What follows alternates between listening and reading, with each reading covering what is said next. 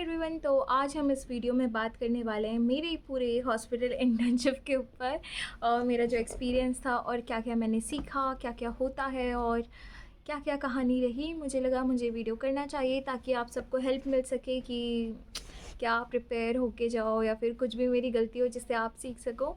तो मैंने इंटर्नशिप की थी आज से 1 साल पहले। काफ़ी टाइम हो गया है बट बहुत अच्छा टाइम था। तो उस समय मैं जो हॉस्पिटल देख रही थी मैं वहाँ जा नहीं पाई कोविड की वजह से, क्योंकि अचानक केसेस बढ़ गए थे और थोड़ा ऐसा डर भी था कहीं लॉकडाउन ना हो जाए। और आधे हॉस्पिटल उस समय नए जो इंटर्न्स थे उन्हें ले नहीं रहे थे कोविड की वजह से। इसके बाद मैंने दूसरा हॉस्पिटल अपने लिए देखा, लेकिन वहाँ पे ऐसा था कि मुझे फ्राइडे सैटरडे संडे छुट्टी नहीं मिल सकती। इसके अलावा मैं वीकली कभी छुट्टी ले सकती हूँ। और सुबह शिफ्ट शुरू होती है 8 बजे से, तो आपको रहना पड़ेगा ऑलमोस्ट 10 घंटे यानी 6 बजे तक।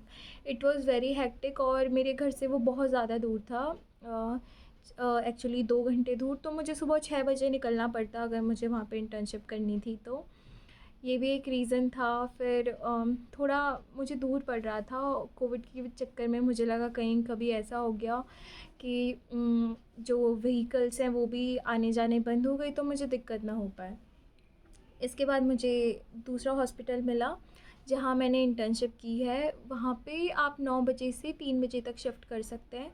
9 से 4 बजे तक की भी शिफ्ट कभी कभी हो जाती थी, वो डिपेंड करता था कि कितना क्राउड है या फिर कभी कभी इमरजेंसी पड़ जाती है। सो जब मैं वहाँ पे गई तो मुझसे थोड़ा इंटरव्यू उन्होंने लिया, बेसिक क्वेश्चन पूछे और बोला कि क्या पढ़ाई कर रहे हो। सारा पढ़ाई से रिलेटेड ही होता है। तो इंटरव्यू मैंने दिया। उसके बाद जो डॉक्यूमेंट्स थे, अपनी एनओसी जो आपको कॉलेज से मिलती है वो सब सबमिट करवाना पड़ता है। उसके बाद आप अपनी इंटर्नशिप स्टार्ट कर सकते हो। फिर मैं रोज़ सुबह 9 बजे पहुंचती थी और उसके बाद जो जो पेशेंट्स हैं उनका हम रिकॉर्ड मेंटेन करके रखते थे कि आज किस रूम नंबर में कौन सी डाइट गई है। उसके बाद उनके फाइल्स पे भी रिकॉर्ड मेंटेन करना पड़ता है हर दिन का कि हमने उन्हें आज क्या क्या खाने के लिए दिया है। फिर आप इंटरेक्शन करते हो पेशेंट से, 1-on-1 इंटरेक्शन होती है। ओपीडी में हम बैठते हैं, ओपीडी में भी पेशेंट्स आते हैं जो क्लिनिक में डॉक्टर को दिखाने आए होते हैं हॉस्पिटल में। उसके बाद वो ओपीडी आ जाते हैं तो हम उन्हें डाइट्स देते हैं।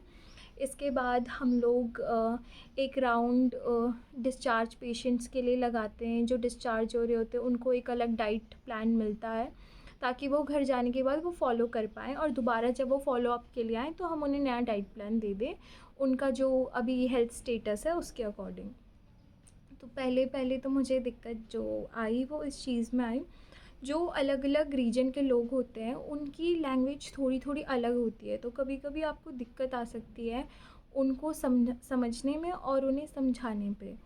जैसे पंजाबी में बहुत ज़्यादा ही अलग वर्ड्स यूज़ होते हैं। कुछ लोग होते हैं जो ठेठ पंजाबी कहते हैं।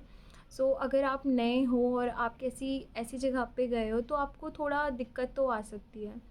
और जैसे कोई पेशेंट है उसको मैंने पूछा आपको आपको डायबिटीज़ है क्या, तो वो मना कर देंगे। लेकिन अगर आप पूछोगे आपको शुगर है क्या तो वो हाँ बोल देंगे। तो ऐसी छोटी छोटी इश्यूज़ आपको आ सकते हैं if you are not familiar with the regional language. क्योंकि जैसे हम लोग प्याज को प्याज कहते हैं, बहुत सारी जगह उसे कांदा कहते हैं, किसी और जगह उसे कुछ और कहते होंगे। तो आपको थोड़ा कन्वे करने में इश्यूज़ के बाद हो सकता है। ये तो एक छोटी सी प्रॉब्लम होती है। बाकी तो जैसे कैंप लगते हैं हॉस्पिटल कैंप्स हॉस्पिटल प्रमोशन के लिए, और एक ताकि हम लोग थोड़ी लोगों की हेल्प कर पाए जो इतना अफोर्ड नहीं कर पाते हैं। तो मैं कैंप पे भी गई थी and it was like very exciting. तो बहुत सारे लोगों से मैंने इंटरेक्ट किया and they treat you same as doctors and sometime they even called me doctor doctor doctor. तो it is a good feeling. इसके बाद जो सबसे ज़्यादा ऐसी चीज़ थी जिससे मुझे बहुत थोड़ा बुरा लगा था वो ये था कि जब आप किसी से डेली इंटरेक्ट करते हो एक पेशेंट से तो आप थोड़े से अटैच तो हो ही जाते हो। तो एक पेशेंट था जिससे मैं रोज़ डील करती थी and after 20 days he passed away. So his wife was crying and तो थोड़ा देख के बुरा लगता है जब आप नए नए कहीं जाते हो एंड आप डेड बॉडीज़ देखते हो या आप सुनते हो जिस पेशेंट के साथ आप डील कर रहे थे उसकी डेथ हो गई है. So it was shocking and I was really emotional that day. But जो डॉक्टर्स होते हैं और जो बाकी लोग स्टाफ काम कर रहा होता है वो ये चीज़ देख देख के यूज़ टू हो जाते हैं. इसके बाद जब कोई फेस्टिवल आए तब आपको थोड़ी छुट्टी मिलने में प्रॉब्लम हो सकती है क्योंकि जो कभी कोई बीमार पड़ेगा या किसी को कोई इशू आएगा तो वो फेस्टिवल देख के नहीं आता है. सो फेस्टिवल में छुट्टी मिलना इज़ थोड़ा डिफ़िकल्ट.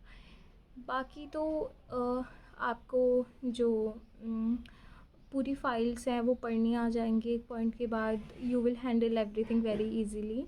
और जो बेसिक डाइट प्लान होते हैं वो हॉस्पिटल में बने हुए होते हैं. You just have to make some correction और थोड़ी ऑल्ट्रेशन करनी पड़ती है अकॉर्डिंग टू पेशेंट्स कंडीशन. बाकी सम हॉस्पिटल टेक चार्जेस और जिस हॉस्पिटल में मैंने इंटर्नशिप की थी उन्होंने मुझसे कोई पेमेंट नहीं लिया. So that was a plus point for me.